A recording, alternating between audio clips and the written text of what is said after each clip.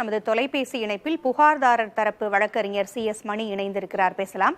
வணக்கம் சார். 2 வருடங்களுக்கு பிறகு 3 பேருக்கு இந்த விவகாரத்தில் தொடர்பு இருப்பதாக தமிழக அரசு தனது குற்றப்பத்திரிகையில் கூறியிருக்கிறது.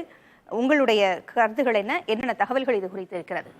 அதாவது மேடம், இன்னைக்கு அரசு தரப்புல கூடுதல் வழக்கறிஞர் ஒரு ஸ்டேட்டஸ் ரிப்போர்ட்டை ஃபைல் பண்ணியிருக்கிறாரு. அதுல என்ன சொல்லியிருக்கிறாருன்னா இந்த 2 வருடம் கழிச்சு இப்ப விசாரணையில ஒரு 3 நபர்கள் அவங்க அடையாளம் காட்டிருக்கிறதா சொல்றாங்க. அதுல யாருன்னா முரளிராஜா, சுதர்சன், முத்துகிருஷ்ணன். அதுல முரளிராஜாங்கிறவர் காவல்துறையை சார்ந்தவர். அதுல காவல்துறையில போலீஸா இருக்கிறாரு அவரு.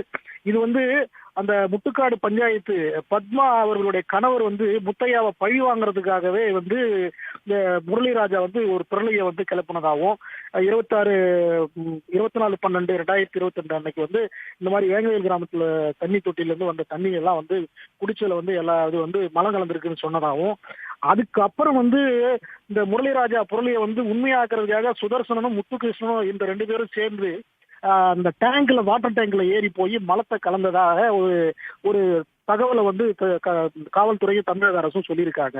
அதாவது முத்தையாவை பழி வாங்குறதுக்காகவே முரளிராஜா தூண்டுதல்ல முரளிராஜா பொருளிய உண்மையாக்குறதுக்காக சுதர்சனும் முத்துகிருஷ்ணனும் இந்த மலத்தை கலந்ததா ஒரு ஸ்டோரியை சொல்லியிருக்காங்க. இது சம்பந்தமா ஒரு இறுதி அறிக்கை final report charge sheet file பண்ணியிருக்கதா ஜனவரி மாசமே புதுக்கோட்டை கோர்ட்ல ஸ்பெஷல் கோர்ட்ல ஃபைல் பண்ணியிருக்கதா சொல்லியிருக்காங்க. ஆனா இந்த இதை விசாரிக்கும் மனுதாரர் மார்க்ஸ் ரவீந்திரன் என்ன சொல்றாருன்னா, இந்த 3 நபருமே தாழ்த்தப்பட்ட சமூகத்தை சார்ந்தவங்க. முரளிராஜா அவர் காவல்துறையை சேர்ந்ததுனால அவரை ஏதோ வற்புறுத்தி இதுல இந்த பிரச்சனையை முடிவு கொண்டு வர்றதுக்காக இந்த விவகாரத்தை தாழ்த்தப்பட்ட சமூகத்தை சார்ந்தவங்களே இதை செஞ்சதா, அதனால இது ஜாதி பிரச்சனையா வராம இருக்கிறதுக்கு இந்த விவகாரத்தை முடிக்கிறதா தெரியுது. இப்ப திடீர்னு காவல்துறை இந்த விவகாரத்தை முடிக்கிறதுக்கு இந்த மாதிரி SC/ST ஆக்ட் வன்கொடுமை தாழ்த்தப்பட்டவர்களுக்கான அந்த வன்கொடுமை தடுப்பு சட்டத்தில இருந்து இந்த விவகாரத்தை எடுக்கிறதுக்காகவே இந்த மாதிரி பண்ணிருக்கிறதா மனுதாரர் மார்க்ஸ் ரவீந்திரன் வழக்கறிஞர் சொல்லியிருக்கிறாரு. எங்களுக்கு அந்த ஸ்டேட்டஸ் ரிப்போர்ட் தான் கொடுத்திருக்காங்க.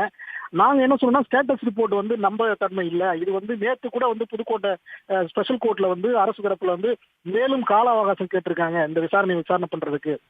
அதனால இந்த ஸ்டேட்டஸ் ரிப்போர்ட் நம்ப முடியாது. அரசு தரப்புல எல்லா காரணங்களையும் சொல்லி அஃபிடவிட்டா ஃபைல் பண்ண சொல்லி கேட்டதுனால ஃபைல் பண்றேன்னு சொல்லியிருக்காங்க. 2 ஆளுக்கு மேட்டரை எடுக்கிறேன்னு இருக்காங்க மறு விசாரணைக்காக.